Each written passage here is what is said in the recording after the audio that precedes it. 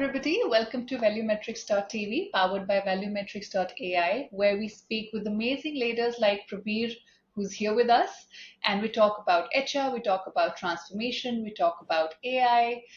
Today, we have this amazing HR leader who has done transformation for so many years I cannot even count. We have Prabeer with us. Prabeer, if you could please introduce yourself to our audience.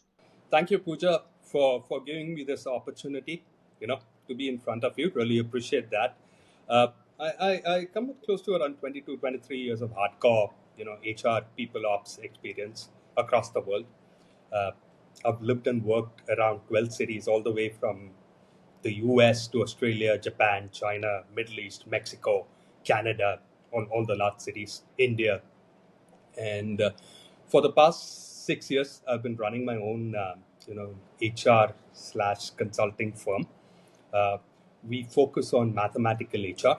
So I've been through the whole labyrinthine world of technology, SaaS tech, deep tech, AI, you name it. Last 6 years, we've been helping organizations bring in mathematical rigor through AI into organizations. I've just come back to India actually. And so these clients include tech giants like Anthropic, for example, Hugging Face, large companies like Unilever, Chanel, Petrobras, and so on and so forth. A couple of small clients in India too. So that's what I've done over the past 22, 23 years. Yeah. Prabir, you said that you have worked across the globe and with over 22 years of experience, that's a lot. So I can assume that you have seen the physical paper resumes too, to now AI that is pretty much penetrating into all domains of HR. So my first question is that in the past 5 years, have you seen any shift happening in the space of HR on how organizations approach talent? Have you seen any kind of shift happening there? Oh, I think tectonical shift, right? Uh, from everything, right? Tectonical shift. Uh, the entire foundation of modern HR, uh, I would say, is like $1 trillion lie. uh, Modern hiring is $1 billion lie, multi-billion-dollar lie, and we built an industry around the myth for the last 2 3 years. That is right, around the myth that AI eliminates bias, uh, which is not true, right? So I was just reading maybe a couple of days back a research paper by the University of Washington, and it says, or it mentions that in that particular research, it mentions that AI favors uh, white associated names 85% of the time, and never once preferred a black male name over a white male name in the current systems, right? And you're talking about the latest AI systems, right? Meanwhile, 79% of the HR leaders can't even trust resumes anymore because of AI inflation. So we are not solving bias, we are industrializing it at a scale while pretending that data makes us objective, right? So that's the tectonic shift that I've seen over the last 2 3 years. The approach is not to chase the illusion of perfect algorithms through AI, right? It is to use behavioral mathematics to expose those hidden, hidden biases and create transparent, adjustable systems that actually work. And that's what every organization in the world today is focusing on, right? And the controversial truth is that most companies would rather maintain their comfortable delusions, right, than confront the mathematical reality of their broken processes and promises. So, in a situation like this, how do we create a system where we can at least strive for minimizing this kind of bias? So you know when you talk about recruitment and AI transformation, so forget transformation, right? AI is causing a complete schism in talent acquisition that will render I would say 60% of the current recruiters obsolete in the next 5 years, for sure, right? Uh, but here's the radical part. This isn't the process-driven recruiters who've moved candidates um, through workflows, right, will be automated away with an elite class of human-centric, how do I call it, talent strategists that will emerge, right, because of their emotional intelligence, right? So the real disruption isn't about screening candidates or screening resumes, right? It's and also keeping in mind that there'll be a lot of candidates who will want to escape a AI-based interview or AI-based selection process, right? So there'll be a lot of candidates who will not be comfortable with that. So companies using, you know, cold processes, or cold algorithmic processes would be creating talent appetite, systematically alienating the best talents, right? So in this case. So the framework for leveraging AI would be using, predictive analytics and workforce optimization while doubling down on human dignity at critical touch points, right? And these are important aspects to remove not only bias but bring in human touch points over there, right? Let the machine do the recognition, pattern recognition, uh, um, you know, the math, the algorithm, and let the humans focus on emotional intelligence, empathy, and the touch points, right? So winners would be those who adapt AI. So the winners wouldn't be those that adapt uh, AI the fastest, but those who deploy it the wisest. Unless you have an algorithm that is bias free, which is very difficult. So, frequent audits, frequent tweaking of your algorithm would be required. So, that is one way that you can remove biases in a large scale, right? Oh, sorry, on a large scale, right? So, that is, I think that's the way forward. Now, each process to remove the biases would be different, but using algorithm to understand the mathematical definition and measurement of biases would be very important for organization going forward.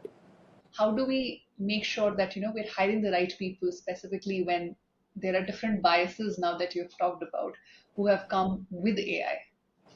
More than the process, I would like to point out the conceptual misalignment in organizations when selecting candidates, right? So the idea is to stop measuring the wrong metrics and start tracking what actually destroys value, if that makes sense, right? So everyone calculates cost per hire, right? Turnaround time, while ignoring that a single bad hire costs 500% of an annual salary. So you're talking about, we are focusing on bringing in a candidate uh, for 10 lakhs as an example in the Indian scenario, while not focusing on the bad hire, the toxic environment and what it would cost you in terms of 500% of that. So you're going to lose 50 lakhs instead of, so that is not what we are focusing on. We are focusing on the 10 lakhs, right? Poor hiring decisions trigger cultural toxicity, um,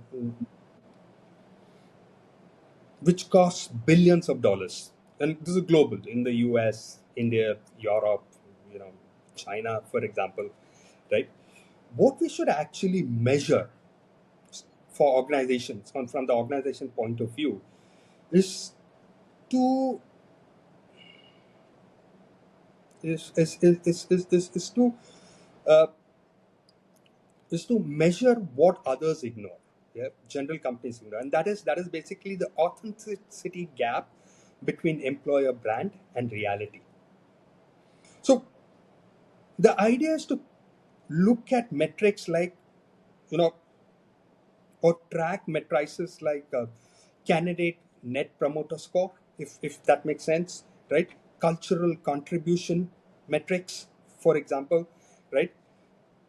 Predictive performance indicators in candidates. And so your process or your processes should focus on this other than the processes that we are looking at, like a typical, funnel metrics. I think, Praveer, you've touched upon a very interesting point here, employer branding.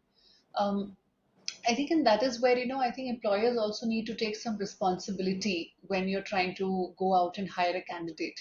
And I feel that a lot of employers are missing out that very key point of having an authentic branding for yourself.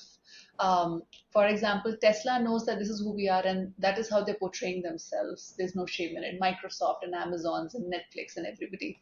Um, so how can we eliminate this gap at an employer end as well, at an organization level, how I can make sure that my brand truly represents the culture that I have. I'm authentic to my voice. How do we do that? Money without purpose makes really no sense these days, right? So organizations have to keep this in mind, especially connected with the best candidates. Going forward, right, I would say you would have a $1 billion organization which is manned by one person. I think this will be reality in the next 1 year, for sure. $1 billion organization with just one person, and multi-billion-dollar organization with a handful of people. So organizations are automatically going to get larger with lesser people. So that formula, which we used to use 15, 20 years back or even 10 years back, where if we had to grow exponentially, we had to add manpower, is going to be an incorrect concept going forward, right? So it's going to be a theoretical concept that worked a couple of decades ago or maybe last decade. It's not going to work anymore. To answer your question, so organizations first of all need to make sure that they have the systems to attract these kind of people, right? I'm not talking about identifying and stuff like that. Attract these kind of people, and then have systems to give them the confidence that they have a purpose at work. So there's a possibility sometimes when you're bringing these different people with all this different kind of dimension altogether, and with all the right intentions, it can also create a chaos. It can be an absolutely chaotic system as well. So in a situation like this, how do you create a culturally aligned team where people are communicating, where people are collaborating, where people are growing together? There's a lot of corroboration. So how does that happen, and how do we and can AI support us in identifying these unique USPs of different people so that we can club them together? So my first question, the way I would respond is ask you another question. What do you mean by cultural alignment or Mhm, cultural fit? mhm. Is my first question. Let me tell you what I think. It's a load of BS. What is cultural fit? Cultural fit, sorry to tell you, is discrimination to the core. What does it mean? You are having an interview to check whether the person has the same set of behavioral data points that you have. And you think that equates to performance. I just don't understand this. It's scientifically, mathematically, you cannot prove that. And this is the biggest BS that the largest AI HR companies and the best CEOs over the last 50 years have sold us and made money on it. There is nothing called cultural alignment. I can give you a lot of examples connected with this, right? So if you go to see Indian cricket team, because cricket is what is extremely common in India, the national sport. Um, yeah. So if you go to see, we had Azharuddin as the captain in late '90s before he got into that scam of into that scam. You know, Azharuddin was a very laid back, easy to talk to captain, right? He gave people their space, told them to help the country win and stuff. And then Saurav Ganguly came in. Sachin came in between. He was a failure. Then Saurav Ganguly came into the picture. Extremely aggressive, right? Imagine removing his shirt when he didn't have a body in England, right? And showing everybody his body, right? Doing things that was not associated with Indianness at that point in time, right? Then after Ganguly came, after a few changes came Dhoni, right? Who never showed his emotion. Then came Virat Kohli, fronting aggression and stuff like that. And now you have, for example, Shubman Gill, who's a different, you know, kettle of fish. Let's take an organizational example. We all talk about Kodak, but I would say Yahoo. So when I joined Google, I searched Google in Yahoo search, me personally, right? So I'm talking about mid 2000s, where I, when I moved from Oracle to Google, I tried to get to know Google through Yahoo search. I still remember that. And then there were a couple of other searches like Alta Vista and stuff like that. Right? Google was not the first company to come out with search. It was actually the 27th company. What made the difference is the kind of people that they brought in who would question, right? The so-called culture, not the systems. So what do you mean by cultural fit? Cultural fit is the biggest. Cultural fit is the biggest misnomer, misused word in the world, according to me. An important thing over here is to constantly evolve and not bring in people for groupthink. Groupthink. So when you look at a leader and when you say cultural fit, it basically means get in somebody who thinks like me, right? It'll never work. You see the cricket team, the way it has progressed, right? Because the thinking is different for each captain, right? Not many people in India don't appreciate Kohli as a captain, right? But he has the highest winning percentage. He was extremely aggressive. Whether you agree or not is separate, right? But we have to look at the facts. So, I mean, we understand your stance where you feel that cultural fit is an absolute bullshit concept altogether, which has been sold to us over the years to make sure that, people are sort of on loop agreeing to a certain larger scheme of lies or whatever. So, here comes a thought process. I mean, this is just how I think. I Hmm. feel that culture helps you sustain. Culture helps you evolve. Culture helps you coexist. And maybe it's about the semantics. Maybe it's purely semantics, and maybe we're using different words for different attributes altogether. We have to understand that, okay, what is the collective truth that binds us together? So, which we can say that, okay, this is going to be our collective belief system, and we're evolving with each other. I am expanding my mind to accommodate yours, and you do the same for me. Out of that, we create, okay, if this is the overall belief system, then these are the kind of behaviors or attributes we're exhibiting, which in Hindi we also called sanskar. कि ये हमारे संस्कार हैं. These are our behaviors, these are our attitudes. If you think about it, and again, this could be absolute semantics as well, but I feel that it still means that there is a culture. There's a culture of questioning the status quo. There's a culture of thinking outside the box. There's a culture of not being stagnant. There's a culture of, figuring out a better way to connect or collaborate. Or there's a conflict, how do we resolve that? Um, so my thought process is coming from that idea. So how do we hire people? That was the question. If that makes sense now, then how do you attract those kind of people in the organization?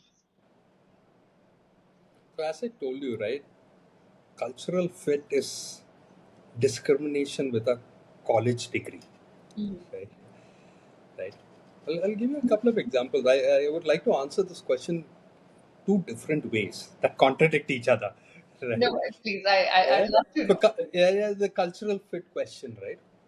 When did the Industrial Revolution happen? The American and the French, 17th century approximately, here and Mhm. there, right? So that's 300 years. We're getting to 400 years right now. 21st century, maybe close, almost 400 years. I don't remember the years. So it's been 300 to 400 years since we have had industries, right? Organized workforce, right? With processes, systems, being paid. Otherwise, it was slavery and all those kind of things. But organized way, making things if you go to see. So that's 300 to 400 years, right? Can you name me one company which is 400 years old still thriving? None that I can think of. Even I can't, right? Okay, let's change the question. Can you tell me one company which is 200 years old which is still thriving around the world, global? Huh? This is a global question that you know that comes to your tip of your tongue and say, Google, Ford, 200 years old. Can you name one company that is 200 years old, still relevant, right? You may have a 200-year-old company which is doing $2 million, $5 million in today's world, right? Which is irrelevant according to me. The moral of the story is businesses are made to fail. That is what the factual, if you're talking about the truth between two people shouldn't change. And the truth should be based on data. The data over here says, in spite of having organized way of working, culture for me is the way of working, right? So that is how I define it very simply. And including all the stuff that you mentioned, right? Uh, we wouldn't have a Dutch East India Company that, if you convert it into today's terms, had a revenue of close to $17 trillion. So they would have been the second largest, the company which has the second largest GDP after the US today. That was the size of the company. Where are they today? Nowhere to be seen. Right? Did they thrive? Yes. Did they expand? Yes. Were they making money? Yes. Did they have people in their organizations who were sharp and diverse? Yes. You had Indians, you had Indonesians, you had the Brits, you had the Dutch, you had Caribbean, you had Africans, all of them, maybe leaving out the Americans. Everybody was there. So this was truly a homogeneous, diverse company. Where are they today? That's one way to look at working culture, right? Evolving. I would say the difference is to bring in cognitive dissonance, or let me to bring in catalytical friction into a company. This is where the contradiction happens, right? We are bringing in people, as you said, who have the same thinking. If I have the same thinking like you, why will I contradict? If I use the same metrics and parameters to judge things like you, why will I? On what basis, scientific or mathematical basis, should I contradict or question the status quo? Right? It'll never happen. It'll never happen. It logically shouldn't happen. Right? If we all come from the same background, if we all look at things the same way and process it the same way.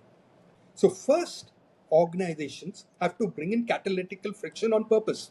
So this is anti-HR theory, where we don't want conflict to come in. I'm saying you have to introduce conflict in specified scientific manner to bring in that thinking completely. You see the history of Microsoft started in 75 by Bill Gates, was extremely innovative. After the mid 90s or 2000, completely lost steam.